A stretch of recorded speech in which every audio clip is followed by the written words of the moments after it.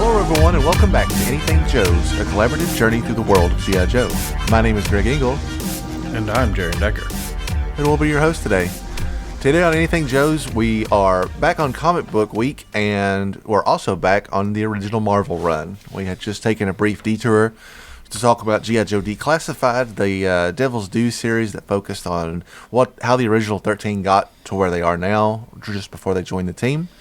And now we're coming back to the team. This is kind of like a season 2 is basically how I would put it, because now it's time for the roster to expand and we start to see a more cohesive storyline that branches multiple issues.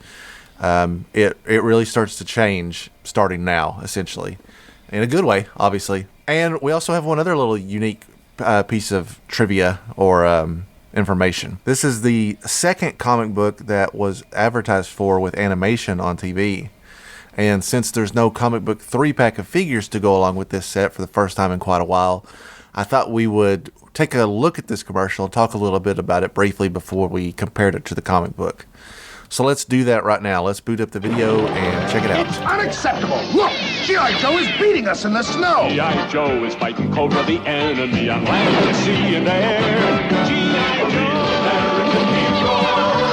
And he's beating us in the air! Joe's chasing Cobra in a desperate race, soaring and diving in a great sky chase. A real American hero. There's only one man who can help us. It's him. What's in store for G.I. Joe? Find out in Marvel Comics.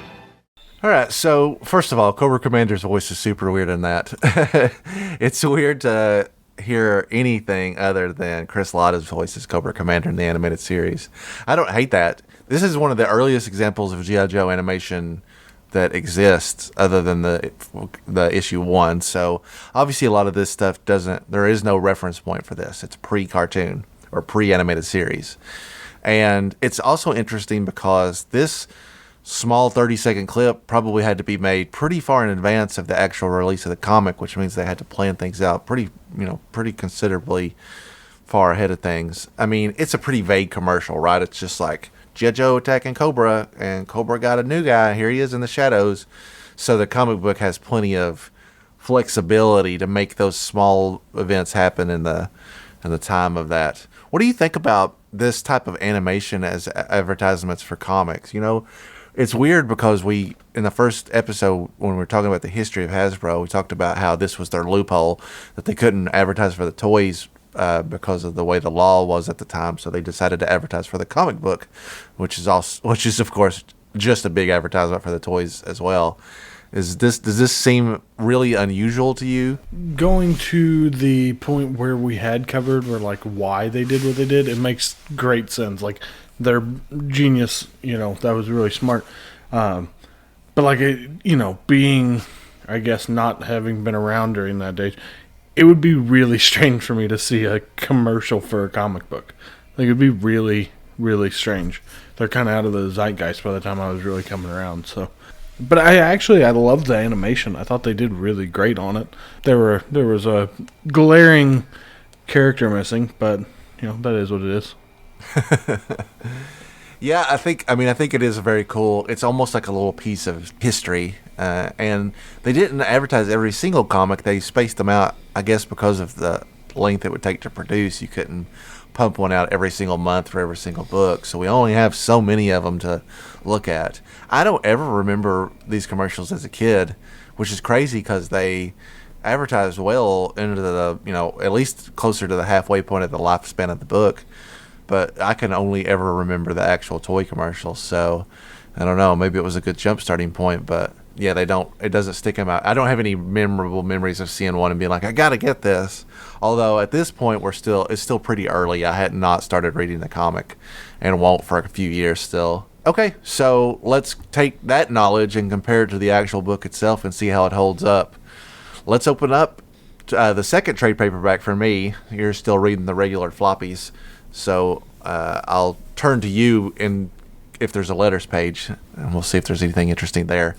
Let's open it up and take a look at the cover for G.I. Joe number 11.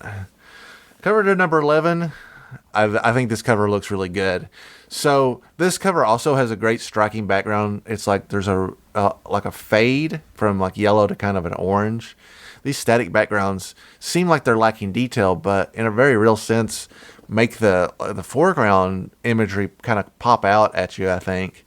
And they are doing a great job of pulling you in because this cover has 2 characters, 3 if you count the Viper pilot, that you've never seen before. Probably the toys might not even be out at this point or are just starting to come out if they're timing it right.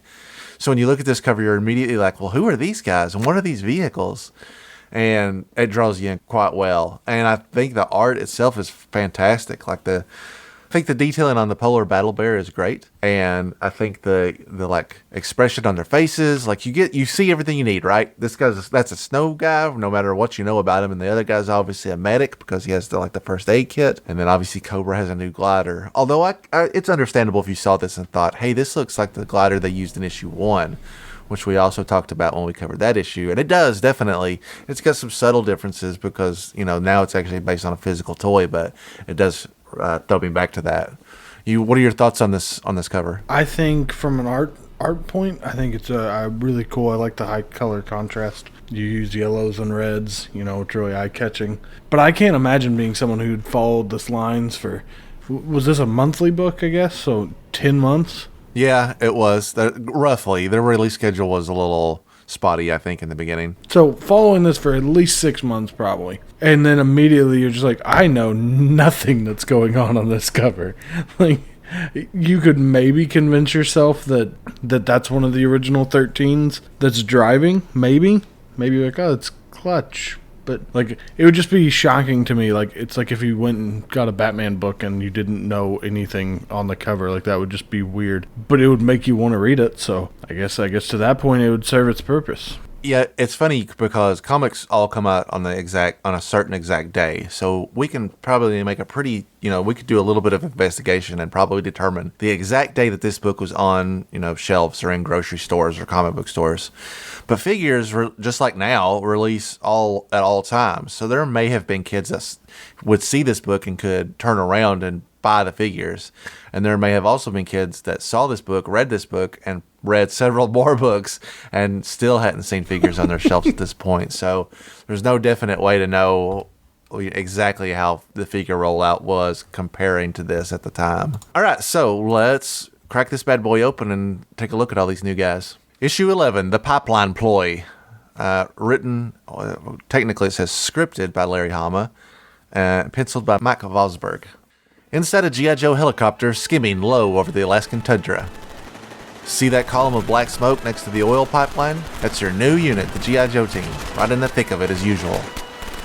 This is Snowjob speaking to Doc and Wild Bill, who's piloting. Wild Bill his hair is miscolored here. It's black. It should really be brown, so it doesn't really look like him all that much, despite the hat and the mustache. Looks like Cobra knocked out the Mobat and the laser cannon. Our boys must be pinned down in that depression by Cobra infantry. Boy howdy, look at them 2 remaining Cobra tanks turn tail and head for the high country. Must think I'm packing air-to-ground missiles instead of replacements. Wild Bill gets on the radio as the helicopter comes down on this battle scene. This is Wild Bill calling G.I. Joe team leader. Clear me an LZ and pop me some recognition smoke. And give me some heavy fire suppression. I don't want my tail rotor shut off. Over. I read you, Wild Bill. You want it, you got it. Cut to down on the ground, we see Hawk and Snake Eyes and Rock and Roll giving down some cover fire. You heard the man. Keep those Cobra's heads down. Raker, tell that crazy cowboy to put his slick down behind our position. Slick is code for helicopter in military terminology. Not a Larry Hama term that we hear all that much. And something that I had forgotten, honestly, until we read this. Rock and Roll lights up his gun. You got it, Hawk. Cut to some of the other Joes all bundled up in their winter gear. Breaker's on his radio. I see green smoke. Is that correct? Over.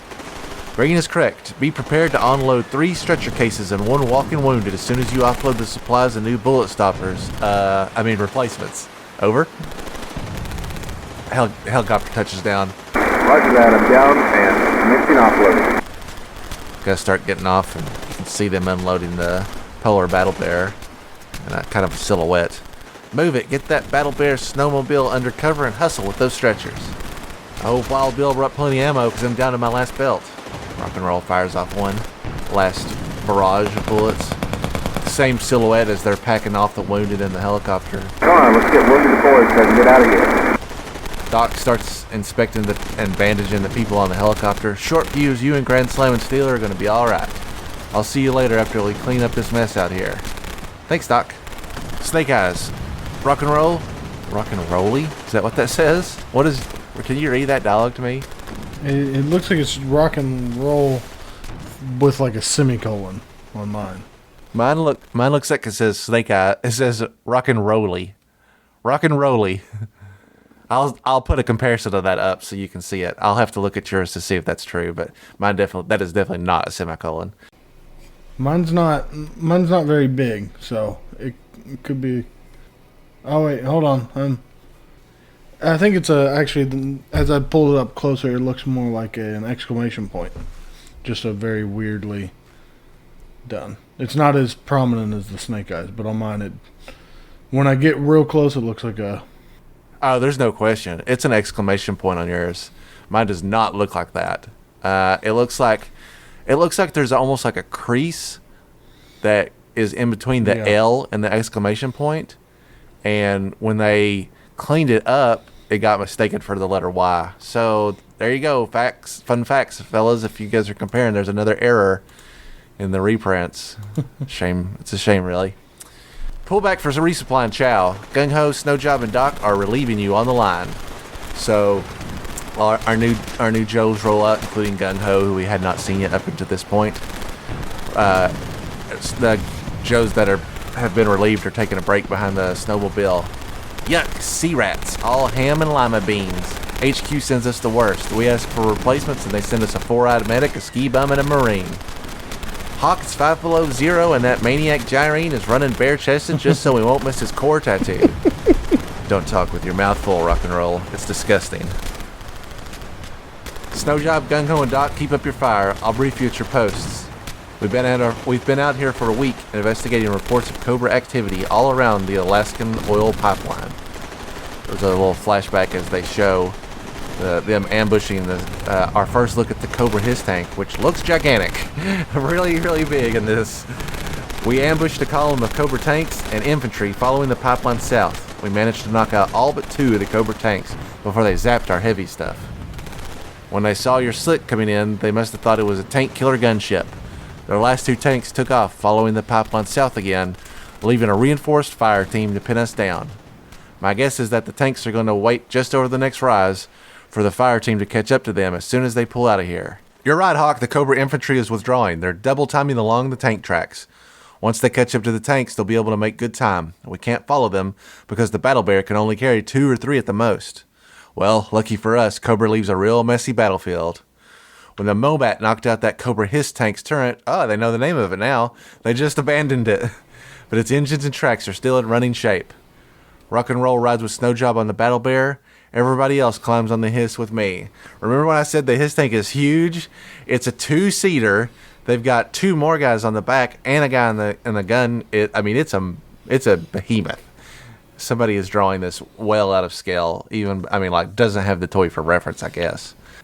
You just double it inside, which is weird because on mine, when you look at the picture on the next side, it looks like it's only got 1 cockpit. Oh yeah, so quite a bit of inconsistency there. And looks a lot less wide. Maybe I could blame the artist. It could also be that he simply didn't have the reference to draw from, or he could be working off some kind of early preliminary design. Hard to say. Maybe he was just we got to have 2 people in the front, draw it however, kids don't care. There's definitely never going to be a bunch of, 30-year-old, 40-year-old dudes critiquing our work from 40 years ago. Nobody's going to be scrutinizing the difference between the letter Y and an exclamation point, right? Right, Rolly? Hey, Snowjob, what you know about this Gung Ho character? Is he from Flake City or what? Can't rightly say, Rock and Roll. All I know is that he's a Cajun from down New Orleans way, and he has a sister who's a high fashion model. Say what? Knock your eyes out and leave them spinning in tight little circles. You know, maybe the Marine Corps has some saving graces after all. Say, how'd you find out about the sister? He likes me. Offered to set me up with a date, but she doesn't seem like my type. Tell you what I can do, though. Cut back to Doc and Snake Eyes on the back end of his tank. You must be Snake Eyes. I'm Doc, the new medic. Let me make a quick check on you for frostbite. Feet and fingers seem okay. How's about we lift that mask and check out your ears and nose? Doc goes to lift up Snake Eyes' mask, and Snake Eyes pulls his gun on him and points it at him. Doc just takes a quick step back. Whoop. Sorry, Doc. Should have warned you. Nobody ever takes off Snake Eyes' mask. Ever. A little jumpy on Snake Eyes' part to pull a gun on a guy, but he could have just said, I could just give him a little index finger waggle like, no. For some reason, I feel like that doesn't convey the message. Maybe not. Quite as sternly. I guess next time he actually needs Doc to work on him, good luck. I'd be like, nah, I remember you, buddy. Many levels beneath the town of Springfield and Cobra headquarters. G.I. Joe has stumbled on our pipeline operation sooner than anticipated. What shall we do now, Baroness? They will soon be near the nuclear power plant. We could arrange an accident that could cover our tracks and eliminate... Too drastic. Too much real estate left glowing in the dark. No, this calls for a subtler hand. Subtler? Yes, a specialist. A man with infinite finesse and a clear tactical mind. If I am the counterpart of G.I. Joe's General Flag, then this man is the counterpart of Hawk. He shall be my surrogate commander in the field. Cobra Commander puts like a button on a remote and this gate starts to open up. Baroness, may I introduce... We've already met, Cobra Commander. We see Destro's tight buns and nothing else. They are kind of like not showing Destro in this issue. They're just teasing him a whole lot. I guess to kind of build up his reveal in a later issue. So we don't get a whole lot of information other than this hint right here that Baroness and Destro have a past. It's also interesting that Destro is initially billed as the counterpart to Hawk, like he's the field commander. But later on, Destro's motivations are really more about just selling weapons. I do like this era where there's a lot less infighting at Cobra and more people are just trying to get it done. But anyway, I have... let me see if I have a Destro voice in me, even a bad one. I have received my orders and my plane is fueled and ready. Cobra Commander is whispering to Baroness. You know him? How? When? Tut, Commander. I thought you knew everything. If I maintain a constant speed of Mach 2, I should reach our staging area in less than 3 hours. I shall report in as soon as I have taken command. 4 hours later in Alaska.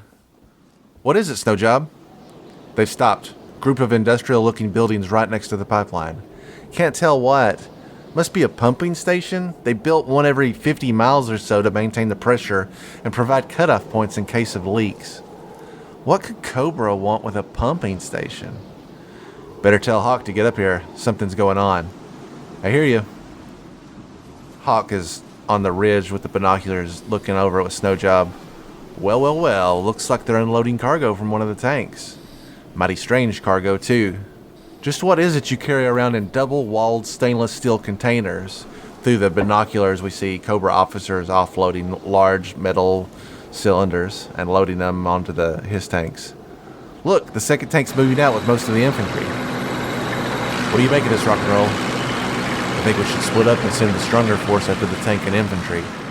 Since it's obvious that they're headed for the main objective and the small party in the pumping station is just a rear guard.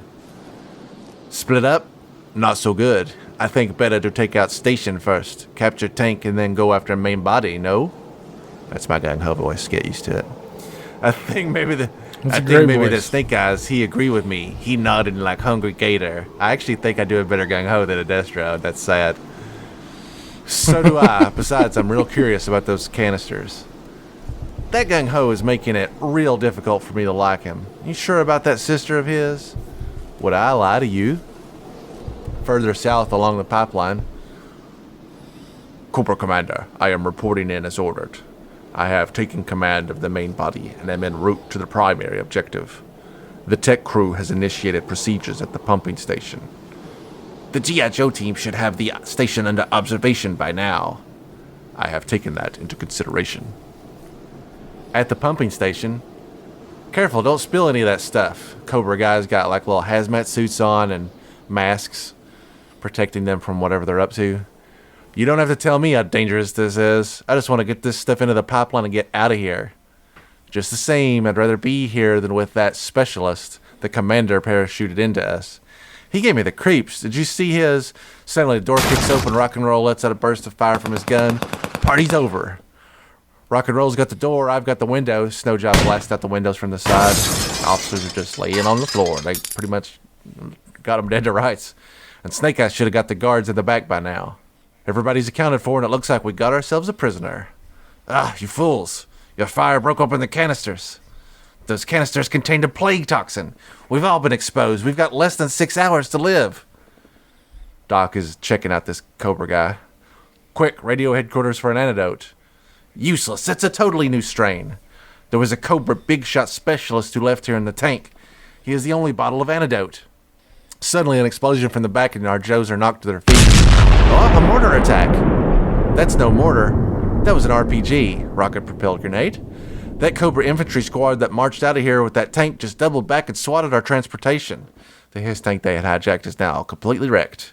And off on the hillside, we see them loading another RPG up. And it looks like they're reloading to take a shot at the HISS they left behind.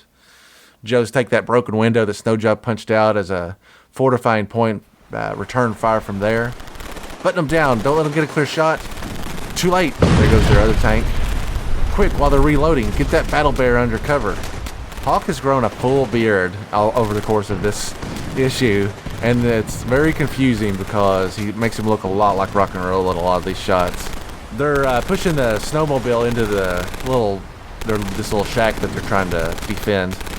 The only radio we have left is the one on the battle bear. We'll use it immediately to warn Breaker at the rear about the contaminated oil flow. Maybe Wild Bill can fly south and intercept it at the next pumping station. An interdiction team will have to go out on the bear to track down the remaining tank before our 6 hours are up. Snowjob, Doc, and Snake Eyes, you're the interdiction team. The rest of us will sit tight right here and try to keep the Cobras busy until you get back with the antidote. Oh, and Snake Eyes, do me a favor and neutralize that RPG on your way out.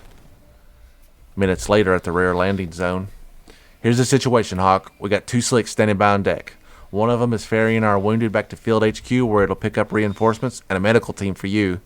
Wild Bill will take the other slick down to the next pumping station. He's taking Airborne and Zap along for ballast. Airborne? Our new replacement. He's what you might call our portable air support. Back at the first pumping station. I'm ready whenever you guys are. Snowjob's manned the Battle Bear. Doc and Snake Eyes are grabbing a hold of the back. Gung-Ho's getting ready to pop open the door so they can get out of there. Wait until that RPG should fire again, then go while they reload, no? That's it, get that sled out of here. Rocket fires hits the front. Snowmobile slides out of the side and kind of scoops around in front. I see them, Snowjob, they're just behind that rise. My job is to get us there, Doc. It's up to Snake Eyes to do the neutralizing. Rock and Roll's giving them cover from the window. Floor it, Snowjob, that RPG team's halfway reloaded. Floor it, man, when I punch out this baby, she takes off. They jet over the hill, basically right in front of the guys with the RPG. They basically completely go off the ground. They're going so fast. How's this for a wheelie? Whew, old Snake Eyes didn't just neutralize the RPG, he confiscated it. As they fly by him, Snake Eyes just grabs the RPG right out of their hand and keeps it with him. Pretty cool. They're firing as they drive away, but don't hit them. They made it. Maui, but making it back, she is another story, no? That's why I sent Snake Eyes. He always makes it back. Truer words never spoken. Breaker and Scarlet are on the radio with General Flag. General Flag, this is Breaker at Field HQ. We are requesting immediate reinforcements for Hawk's team at the first pumping station, and absolute quarantine and containment for the next 2 pumping stations and all the pipeline between them. Over. Flag here. That's a positive on the reinforcements and a qualified negative on the quarantine. We have barely enough personnel in the area to cover other key strategic sites, but I'll see what I can do for you. Out. Cobra Commander is observing the happenings on the monitor. Eavesdropping has become child's play since we stole the program for the G.I. Joe Crypto Scrambler. Soon, all the security forces in the region will be spread out over 50 miles of pipeline. Back in Alaska, the Battle Bear drives on. I don't like it, Doc. These Cobra tank treads lead straight to the nuclear power plant. And I'll bet they go right through it and out again. That smoke's not rising from wood stoves. Those are shell craters. Shortly thereafter, they arrive at the plant. There's an injured worker coming out of the door. They just plowed through so fast, we didn't have a chance. The plutonium. They hauled away enough plutonium to start WW3. Take it easy, fella. We'll fix you up. He can fix himself up. We got to catch up to that tank. You're right, I'll manage. The tank cut back through that open ground heading south. I think they were headed for the pipeline. Thanks, pal. We'll send help if we make it. The mobile battle bear skids off again when suddenly they start taking fire from up above. There's 2 Cobra Viper gliders, and they're shooting at our boys as Snake Eyes returns fire. It's no job, this is Wild Bill. Looks like you boys got yourselves a problem. Cobra hang glider style. Oh, it's nothing a couple of bursts from your door gunner couldn't solve. True, but I can't stop. Got priority business down at pumping station number 2. Best I can do is even up the odds a bit. We see the Falcon glider. Is that right? Yeah. I'm going to bet. I'm not even going to look it up. If I'm wrong, I'm doomed. Falcon glider jumps out of the back of the plane and with Airborne pilot in it. It's kind of interesting. It kind of expands as he deploys, so he is almost like parachuting. Cobra air superiority will crush these insufferable G.I. Joes like... Suddenly from behind a bullet ricochets off this dude's hanger, or whatever you call the piece you hang onto the glider. Like what, chump? What? Who? The name's Airborne, and I'm the new Joe in town. Airborne's lighting him up from behind. Nice, very conveniently has his name written across his helmet to help make identification easier. Airborne swoops in between these 2 gliders, and they kind of break off to the left and right. You guys up for some aerial chicken? Use the RPG, Snake Eyes. Looks like the boys downstairs are escalating their firepower. RPG skids along the air. Least I can do is line up the runners. Airborne does a little swoop the whoop, and the 2 gliders are basically one on top of each other. And then the RPG just skids through both of them, just completely annihilates them. The level of violence in these early books is pretty wild. For a double play, Airborne touches down on the ground in front of the snowmobile. Got room on that buggy for another passenger? Sure, I'm Snowjob. This here's Doc and the mysterious masked man is Snake Eyes. Howdy, call me Airborne. Real name's Talltree, Franklin E. Talltree, that an Indian name? No, it's Native American. What kind of name is Snake Eyes? Don't ask. At pumping station number 1, G.I. Joe copters were saved. Not yet, rock and roll. Cobra had a trick up its sleeve we hadn't reckoned on. They were keeping a portable surface-to-air missile in reserve. These guys got another missile over the hillside, and they're ramping it up and aiming it at the chopper. Wait until they pass so that the guidance system can zero in on their exhaust heat. The Joes in that copter don't have a prayer. No, but they got gung-ho. Cover me, rock and roll. What? What's that crazy jarhead trying to prove? Gung-ho lights out of the window and starts running straight at him. Rock and roll puts some cover fire down. Gung-ho already comes over the crest of the hill with his gun in his hand like a club. This here crazy Cajun Jaren fella ain't trying to prove nothing. They say the proof's in the pudding, no? And I be making pudding out of these Cobra's faces. This guy's 11 at my jokes. Must be stupid. He clocks them in a kind of a wheelhouse move. He knocks all 3 of them out with one swing, which is pretty cool, actually. They drop the surface-to-air missile, and chopper's good to go. 50 miles south of there at pumping station number 2.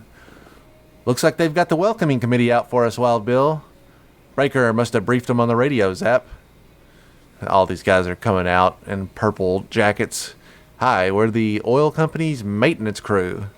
We received the message from your HQ about cutting off the oil flow, and we're working on it now. All that technical stuff is your turf. Our job is security and quarantine. Quarantine? Where are we gonna go, huh? The opera? Come on inside and get warm. This might take some time. You see, we just can't cut off the oil flow cold. The pipes would freeze and burst if they were empty. We got to cut in an auxiliary oil flow from the reservoir tank and send a mechanical probe down the inside of the pipe to check for leaks. My assistant's getting the probe from the equipment shed. Zap, can you monitor the radio in the copter while I check this out? What are friends for, Wild Bill? All these years later, I still don't really understand what they're talking about here. So much technical jargon. I'm sure it's simpler than it sounds, but I'm amazed at the level of research and detail that goes into this stuff. Cut to our mysterious Destro, and looks like in a canopy of a hiss tank on the radio with Cobra Commander. That is correct, Cobra Commander. I am in position and standing by to oversee the final stages of your plan. Everything is proceeding on schedule. Back at pumping station number 1, the G.I. Joe reinforcements have landed safely and forced the surrender of the Cobra infantry element. They got at least a dozen Cobras hostage here. Everybody's come out and got their guns on them. Basically, the battle has winded down on this end. All right, you sorry losers, keep those meat hooks in the stratosphere or I'll have to come down there and breathe plague germs all over you. And you're not wearing CBR gear like our reinforcements here. That's chemical, biological, or radiological gear. That was really something, Gunko. The way you aced out that Cobra rocket team. Not bad for a Marine. Say, if Snake Eyes gets back in time with the antidote and we don't drop dead of the plague, how's about a little celebration? You, me, your sister? I think maybe I'll break the face. My sister should be 9 years old. At pumping station number 2, the probe is inserted into the pipeline. Bunch of guys in full gear putting this probe down this gigantic pipeline. The probe contains a small radioactive element to aid in tracking. It's actually very safe. These suits are simply to satisfy company safety regulations. Outside, Snowjob Doc, Airborne, and Snake Eyes approach the station in the Battle Bear. There's Wild Bill's copter, and that's Zap sitting in the co-pilot's seat, manning the radio. Check out the Cobra tank tracks. Those tracks lead into that utility shed, and they don't come out. The Cobra tank must have entered the shed before Wild Bill landed. Otherwise, Zap would have seen it. So whoever the heck Wild Bill is hobnobbing with inside the station aren't what they appear to be. Cobra, they've been one jump ahead of us from the start. Zap, this is Snowjob. We're next to the pipeline approaching the utility shed. There's a Cobra tank in the shed, and it's carrying a load of plutonium stolen from the nuclear power plant. It's a good bet the station crew is pure Cobra. It's also a good bet that the plutonium is inside a dummy probe heading further down the pipeline. I'm going in for Wild Bill. Back me up. Snake Eyes is going after the Cobra tank by himself? It's only one tank, right? Zap breaks down the front door as these are mysterious workers start to pull their weapons. Zap, what the? Take them out, Wild Bill. They're Cobra. Ha, you're both dead, man. They already have their guns drawn. We've already beaten you to the draw. First guy fires. Wild Bill pulls out his revolver and does some classic Wild West shooting. That'll be the day. Fires 3 quick shots out. Drops him dead. The probe, is it? Long gone, Zap. Must be halfway to pumping station 3 by now. Yes, and carrying enough plutonium to give Cobra a respectable nuclear capability. You see, the plague toxin was a ruse to draw attention away from the nuclear power plant.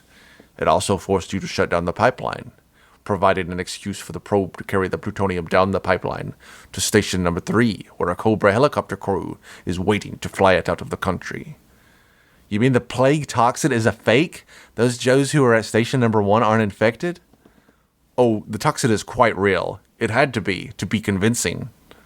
In fact, I'm holding the only supply of antidote for that particular strain. Doc swings in the door from the side, throws a snowball at Destro, hits his hand. Gun goes off, but he's misfired because of the trajectory of the snowball. It's just strong enough to knock his aim off. The Geneva Convention says I can't fire a weapon, but it don't see a thing about snowballs. Then Doc jumps into the shadows and tackles Destro, disarming him, or tackling. Hold your fire, they're both in the shadows. Still no clear view on Destro at this point. Suddenly there's a whap, and Doc gets thrown clear. You dare to lay your filthy hands on me? Doc's clear. Open up. They open up with their fire and fire into the shadows. Meanwhile, Snake Eyes kicks down to the door to the shed to find the Cobra tank has been given a fatal dose of planned obsolescence. Explosives on the back of the tank. Snake Eyes catches it just in time, jumps out the back door. The shed explodes. Meanwhile, Destro is escaping out the back through a window. The blasted Joes haven't won yet. My wrist missiles will take care of. The Battle Bear fires off one of his wrist launchers, turns to the chopper, but it's a dud. Blast the dud. Quick, get in the helicopter. We got to stop him. He's got the only antidote and time's running out. No, we have to stop the plutonium first. And besides, I managed to grab the antidote while I was beating that Cobra bub mercilessly about the soles of his boots with my face. 25 miles south at station number 3. A G.I. Joe helicopter, shall we? No, that Cobra specialist might have captured it. Besides, we outgunned them. Doc gets out of the helicopter as the Cobra officer pull their guns on him. It's all over, guys. We captured station number 2 and reinstated the contaminated oil flow. You're all infected and have 6 hours to live. We're willing to make a trade. The plutonium for the antidote. Better make up your minds before your 6 hours are up. Minutes later, made their minds up right quick, didn't they, Pard? They may be evil, but they're not stupid. Back at the G.I. Joe base camp, let's get everybody lined up so I can inject you with the real antidote. So what was in that bottle you traded to the Cobras for the plutonium? Tetanus booster from my field kit. They won't have to worry about stepping on rusty nails for 20 years. But won't they carry the plague too? No, we never really turned the contaminated oil flow back on. We just said we did. I must admit it was questionable medical practice. Lying to a patient is such a no-no. Talk about lying, I got a bone to pick with this skunk on skis over there. How come you never mentioned that Gung Ho's sister is 9 years old? You didn't ask. That was just a setup, rock and roll. Next, he was going to hit you up for $20 to set up the date, but actually he never really lied to you. Gung Ho's sister is a child model, and she's quite beautiful. And she probably wouldn't mind having one of her big brother's pals take her to the fountain for a double dip ice cream soda. That's why they call me Snow Job. All of Joe's laugh. It's kind of a wild, like, Scooby-Doo ending, you know, or you know what I mean? Like one of those cartoons where they all have a good chuckle at the end. That's what it makes me think of. They're like, yeah, they drew them all with their faces looking at us. The lettering even underneath there is a very jovial. I just can't look at this any other way than like an ending to a classic '80s cartoon where they're like, "Well, that's why Michelangelo doesn't carry the pizza." So that brings us to the end of G.I. Joe number 11. Kind of a lot to unpack there. What's your overall thoughts on this? I know there's a lot of stuff in this issue. I told you things start to happen pretty quickly, and they really, really do. Yeah, give me your thoughts. Break it down for me. Well, I think first off, I love the new characters. I think they all fit. It's crazy how much they've already started giving them their own personalities, even just in the first issue. Whereas we still don't have, at this point, didn't have great defining personalities for most of the original 13. And then, just the variation. It is funny to me that in a polar kind of adventure, they had Gung Ho come. They even pointed it out. They weren't afraid. They knew everyone was going to read it and be like, why is this guy showing off with no shirt at all?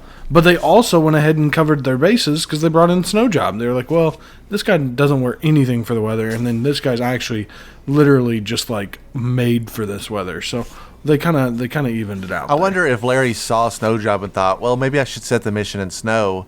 And then they were like, also, we got this guy. He's a Marine. He doesn't wear his shirt. Larry's like, son of a... Just throw him in there. This is also obviously all these people that are new they all have their own unique outfits now. So the roster fills up with characters that are easier for a kid to remember because they all are so unique. And... I like it a lot. It is a lot to take in at once. It's hard to introduce, 4 characters to several vehicles, and they have a storyline that they're trying to grow and develop. It's crazy how much stuff they packed into these early issues, especially compared to what modern issues read like. How long does it take for Airborne to come back? Because that's not the way he actually is designed, right? Yeah, they played it kind of loose, especially because a lot of the shots of him are pretty far away. He does have kind of a generic military-esque outfit because it doesn't have a lot of like bright colors. It's got that just kind of that off tan with a little bit of, I think it's like Flash has that red stuff on him. That's what he's got. Yeah, even though the team is growing quickly, there is a brief moment where the characters we see here will get a little bit of time in the spotlight. Like, I know Gung Ho is in the next issue, and yeah, this is, the roster expands quickly, but there is a window here where the original 13 is still in play because it hasn't expanded so quickly that they get overtaken.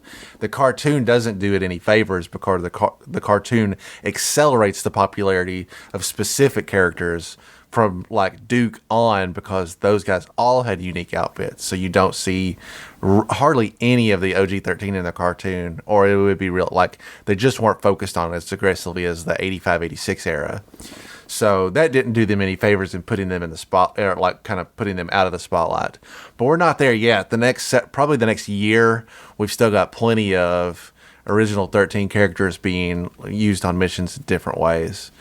And I consider this to be like a branching point, because I've said many times that the era of OG-13 is like your season 1.